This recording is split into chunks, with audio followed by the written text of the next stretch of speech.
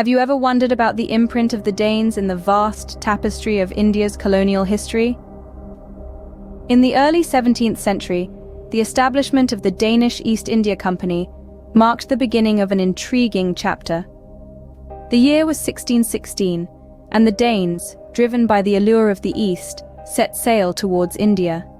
Their primary objective was trade and commerce, with a keen interest in the rich textiles and exotic spices that India had to offer. However, the journey was far from smooth. The Danes were newcomers in a scene dominated by powerful European players. Their quest for a share of the lucrative trade pie was met with fierce competition. The initial years were fraught with struggle and setbacks, as they fought to secure their place amidst the giants of the era.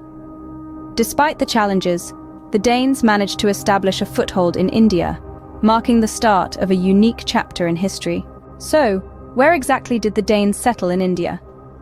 This question takes us back to the early 17th century, to the tranquil coastal town of Tranquebar, now known as Tharangambadi.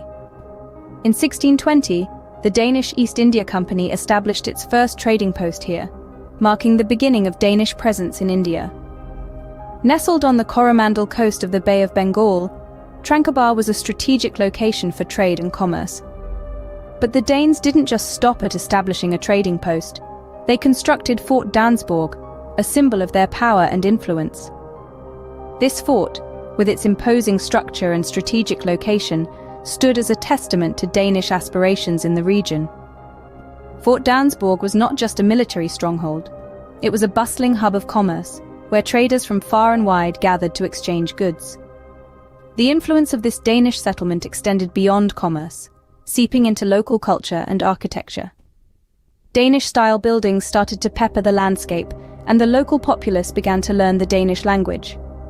Fast forward to the year 1755, the Danes expanded their footprint to Serampore, a pre-colonial city on the banks of the Hooghly River. Acquired from the Nawab of Bengal, Serampore became a significant outpost for the Danes. Here they established factories, built grand edifices, and promoted the growth of Serampore as a major commercial center. The Danish influence in Serampore was profound. They introduced new methods of administration and fostered a unique blend of Indo-Danish culture. The architecture of Serampore in particular stands as a testament to this cultural fusion, with Danish-style buildings standing alongside traditional Indian structures. The Danes might not have had as vast a territory as some other colonial powers, but their influence was deeply felt in the areas they controlled. From Tranquebar to Serampore, the Danish settlements left an indelible mark on the cultural, architectural, and commercial landscapes of these regions. Their legacy, though not as widely recognized, is an integral part of India's rich and diverse colonial history. All stories come to an end, and so did the Danish chapter in India's history. The Danish East India Company, once a symbol of Denmark's global ambitions, began a steady decline in the late 18th century. Like a ship battling a storm, the company was buffeted by financial problems. Their coffers, once brimming with the wealth of trade, were now running on empty. The company, unfortunately, lacked the deep pockets of its more prominent European counterparts. The Danes found themselves in a relentless competition with larger European powers that had vast resources at their disposal. The British, the Dutch, the French, they were all formidable opponents, with their massive fleets and robust economies. The Danish East India Company, in contrast, was a minor player in this high-stakes game, struggling to keep up. By the mid-19th century, the writing was on the wall.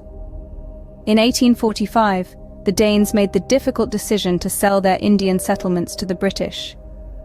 The once thriving Danish outposts of Tranquebar, Serampore, and the Nicobar Islands were handed over, marking the end of the Danish colonial era in India. In a sense, it was the end of an era, but it was not the end of the story. The Danes may have left India, but they left behind a rich tapestry of cultural and historical influences that are still evident today.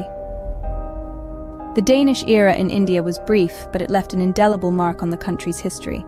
Looking back, what can we say about the Danes in India? A tale of exploration and enterprise, marked by the establishment of the Danish East India Company. Their settlements, a testament to their ambition, now stand as cultural and architectural gems. Yet, all was not everlasting. Their era came to an end, their physical presence faded, but not their influence. The remnants of their time in India still captivate us. The Danes may have left India physically, but their legacy continues to intrigue and inspire us. हमारे channel को subscribe कीजिए और साथ ही bell icon दबाएं, जिससे समय पर notification आपको मिलती रहे। आपका एक लाइक हमें प्रोत्साहित करता है जिससे कि हम नई वीडियो बनाएं। Thanks for your support.